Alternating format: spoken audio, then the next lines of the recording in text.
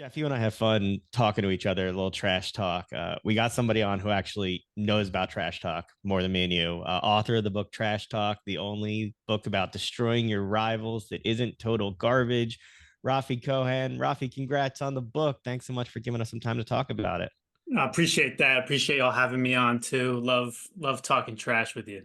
It seems like everybody loves talking trash, but you kind of go back to the start with this book. There's nothing new about this. You go back to the early times in ancient Rome and Greece. Talk about how trash talk draws us in using words as gamesmanship instead of violence. Yeah, I mean, you're right. That trash talk is all around us, right? It's the stuff that brings us into marketing campaigns and or self-promotional boxers or rap beefs or reality television or talking head pundits screaming at one another on sports debate shows or any other kind of debate shows.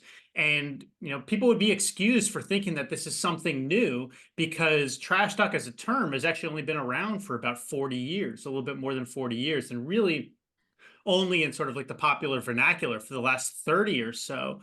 But really, it's just a new name for a deeply ingrained ancient human behavior of competition, right? You can find trash talk all the way back in the Bible and the Homeric poems, and you can trace it, throughout history and across cultures, across geography.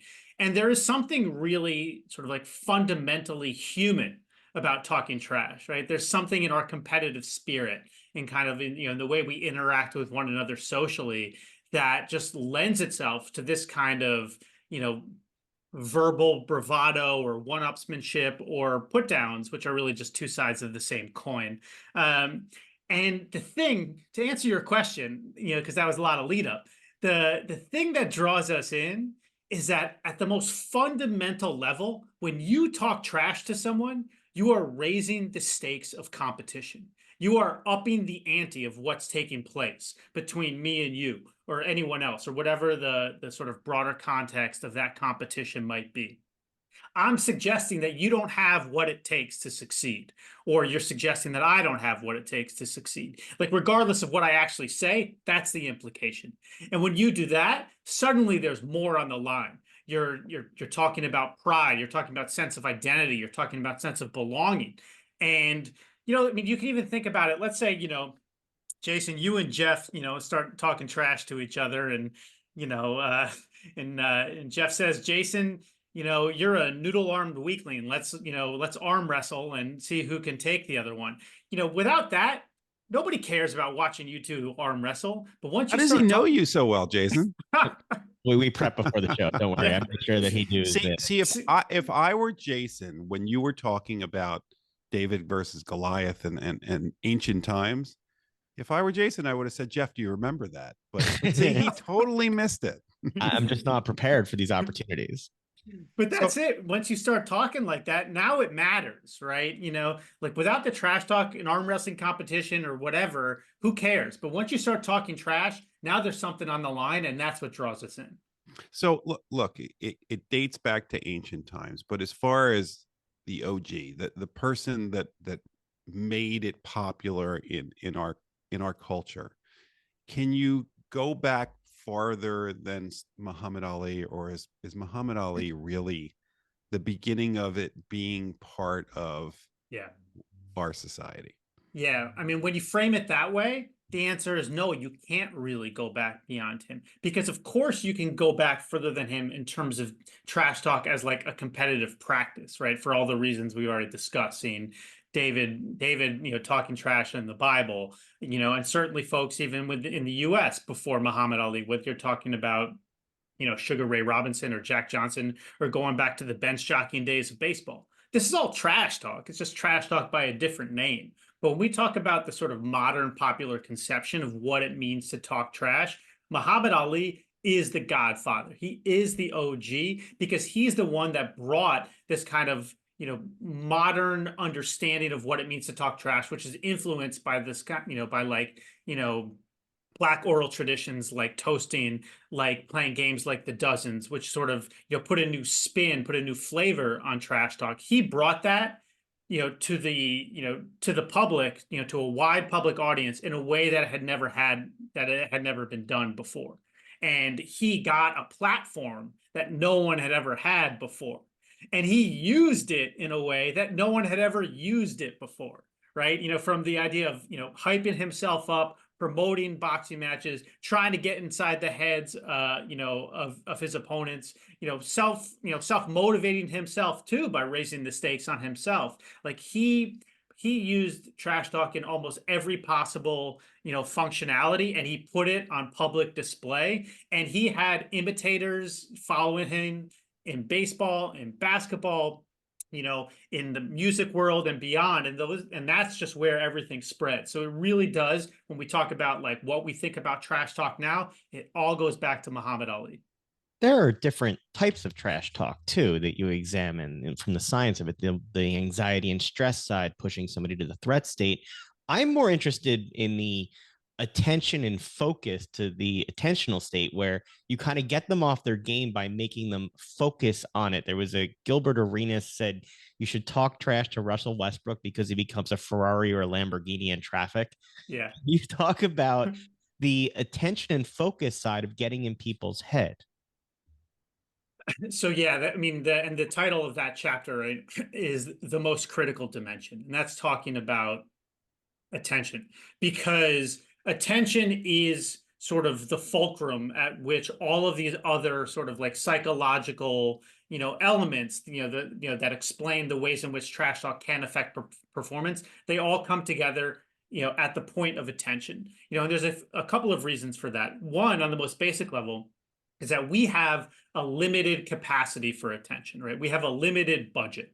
And when someone is competing at their best, they're going to be completely immersed in those things, and only those things that relate to their task at hand, right? That relate to the performance of what they're doing. And so if you Jason, can you understand? Can you remember what we're talking about? Yeah, I'm good. I got you. It's taking notes. I'm keeping track. I'll be using all of these tips and tricks for the next couple weeks on the show. Yeah. Short attention span. It's trying to throw you off your game and mine too, man. But it's I love it.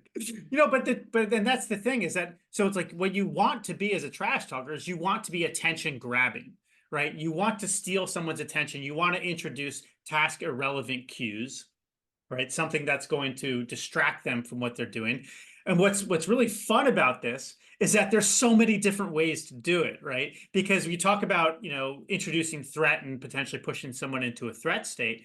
Threat is a great way to also simply steal someone's attention, even if they're not going to be necessarily overwhelmed by anxiety and enter into a fight, flight, or freeze mode, right? If you're still doing something that someone could interpret as threatening in one form or another, you're probably going to get their attention for a moment.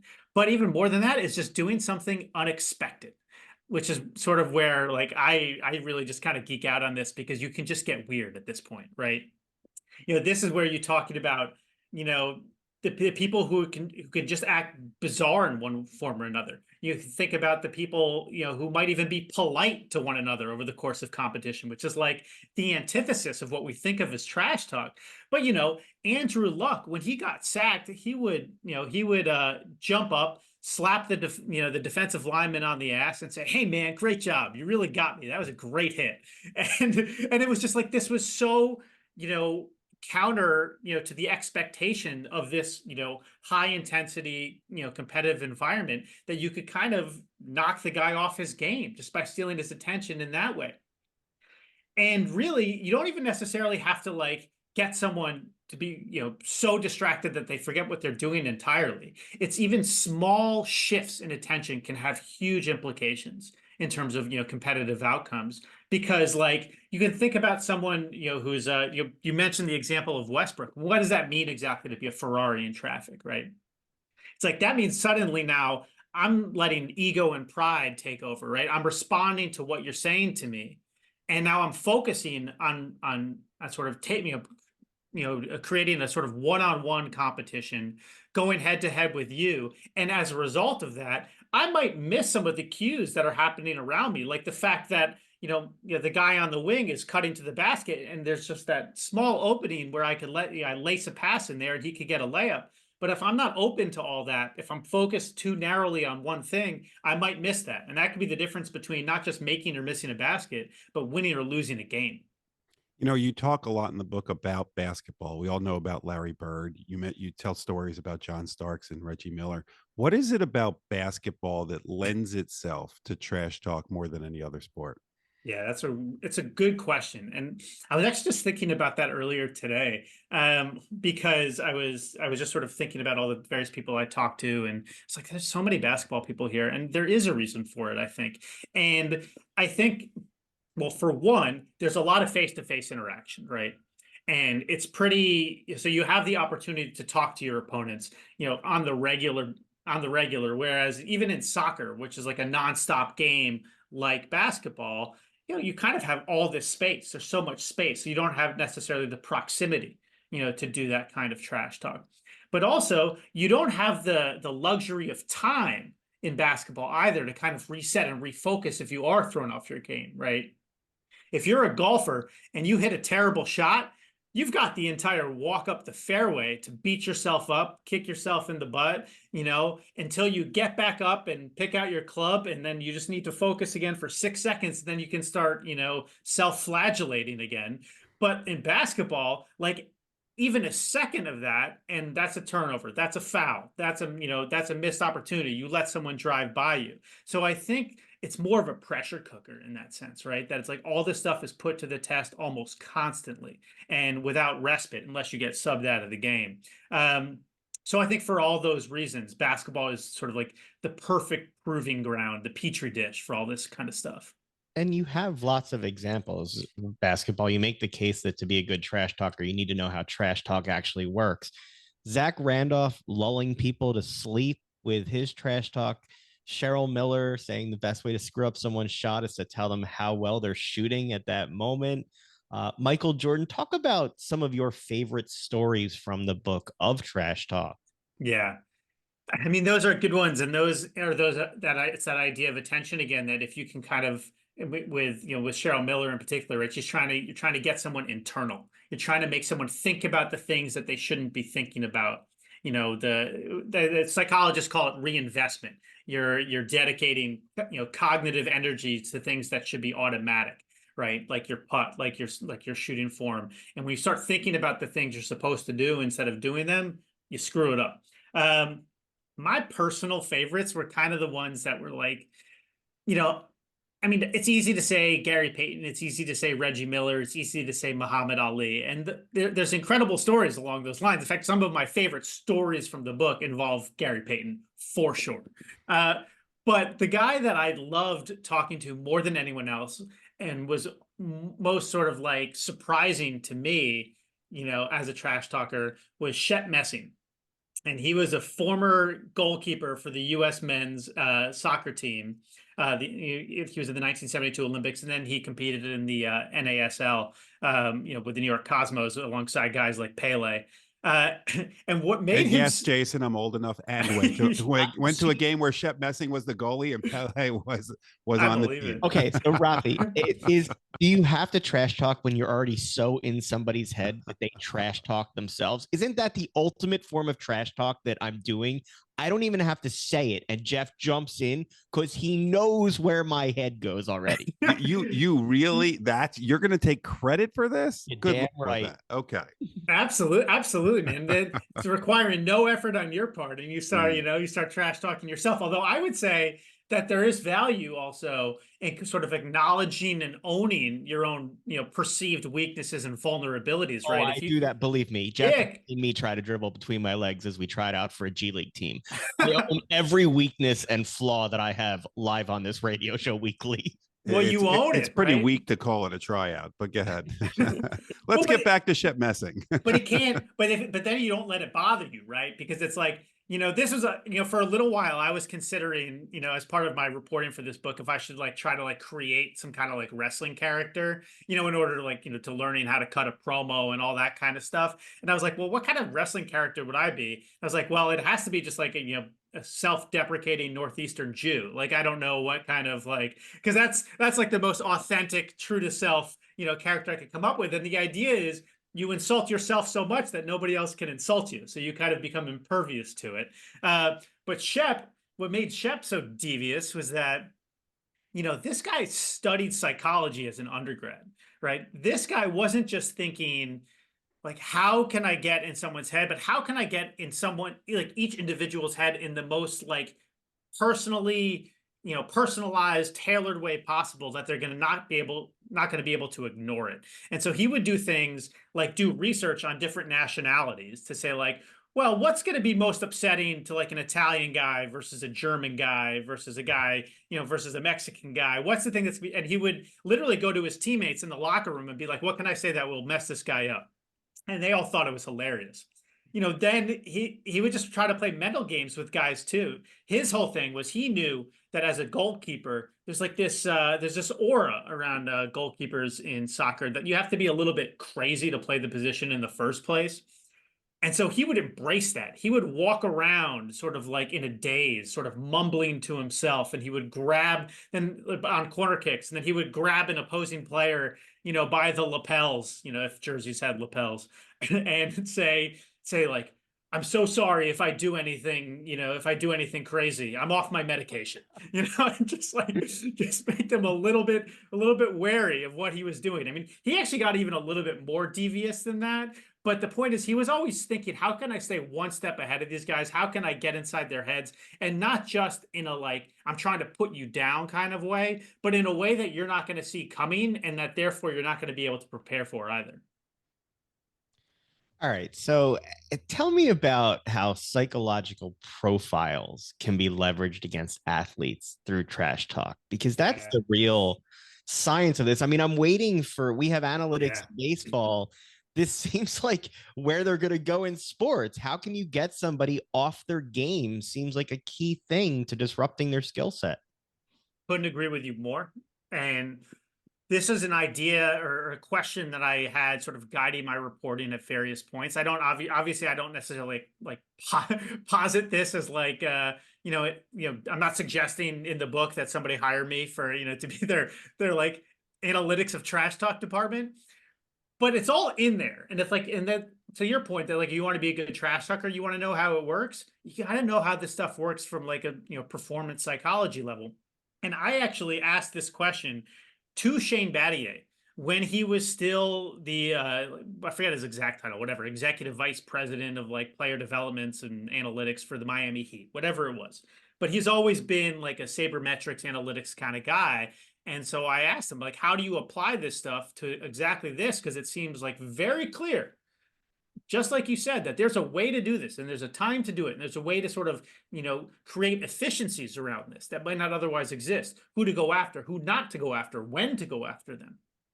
And he was very coy in his response. he said it doesn't, he's like, no, that we're not doing that. It's like, have you thought about it? And he said, I've thought about it. I haven't given up on it either. I'm like, will you tell me about it? He said, no, I will not, because I'm still keeping that in my back pocket. So I don't know where he's going with it exactly. But to me, the applications are clear, right? You understand, like, one, what makes someone vulnerable? Things like, insecurities, vulnerabilities. Who feels like maybe, that they've got something that they have to lose, right? Is it a roster spot? Are they on are they slumping? Are they in their own head for one reason or another? What stands out about a person? What is someone's sort of like peak performance state in terms of like, high or low stress levels?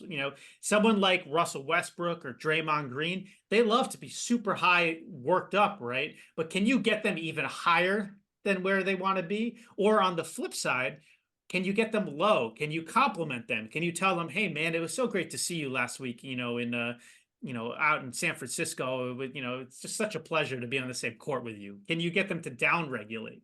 Can you get them to sort of lower their levels? And to your point, are there specific times when people would be more vulnerable than at other times, right? Like when you're more tired, are you maybe going to have a harder time refocusing from a distraction toward the thing you're supposed to be, paying attention to? After you've missed 3 shots in a row, are you going to maybe be more vulnerable to the insinuation that you don't have it tonight? Or maybe you should be thinking about, about your form, about your shooting form and thinking about the mechanics of it. So I think there are things that are very clearly applicable that front offices could be doing. And actually, the English and the England and Wales Cricket Board, which is basically the organizing body for the like the British cricket team, they have psychological profiles of their players. And they, in terms of like who's, sort of risk averse, who's sort of, punishment sensitive, reward sensitive, all these kinds of things. What are their sort of, their sort of state and trait, anxiety levels? Where do they perform at their best? And they use this, of course, not to try to, destroy their players, but to kind of guide them to where they need to be at their best. But you could absolutely do the same kind of profiling on someone and say, how can we turn this against that person? I mean, it was on, so are there yeah. athletes that you came across that actually do research? Like, who's the best at doing research before he goes and talks trash? So I think, so from a research perspective, you can go back to the very early days to guys like John McGraw in baseball, who would literally hire, private detectives to dig up dirt on his opponents and, deeply personal things that, they wouldn't expect to hear because, again, that's attention grabbing, right? John Randall in the NFL. You remember, even Jason's maybe old enough to remember that one.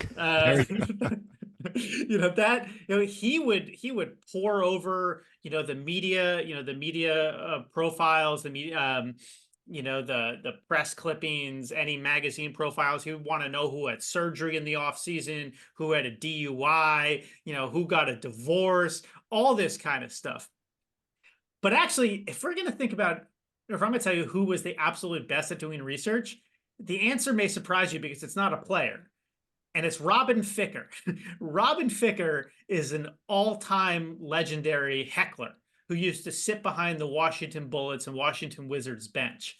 And he was a lawyer, a trial lawyer. And he learned, he honed his skills, doing research at the Library of Congress at the foot of his dad who worked there, took those skills with him through law school and then started applying those exact same skills of research, to opposing players when they were coming in to play against the Bullets and then Wizards.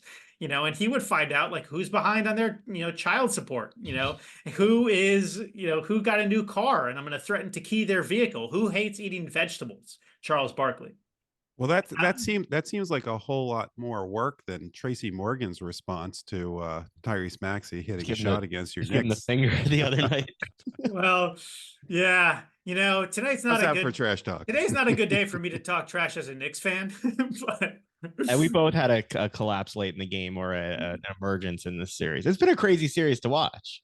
It has been, and I can tell you, it's been like some of the most rewarding experiences as a fan, be like almost like full circle moments because I don't find it that at all.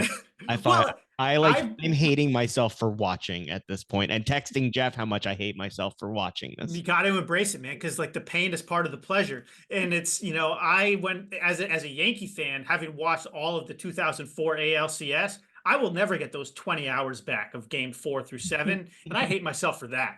But Reggie Miller scoring 8 points in 9 seconds against the Knicks on my 12th birthday, like literally on my 12th birthday. Like that's a pain that is also like, it's fortifying in some ways because it reminds me that I care as a fan.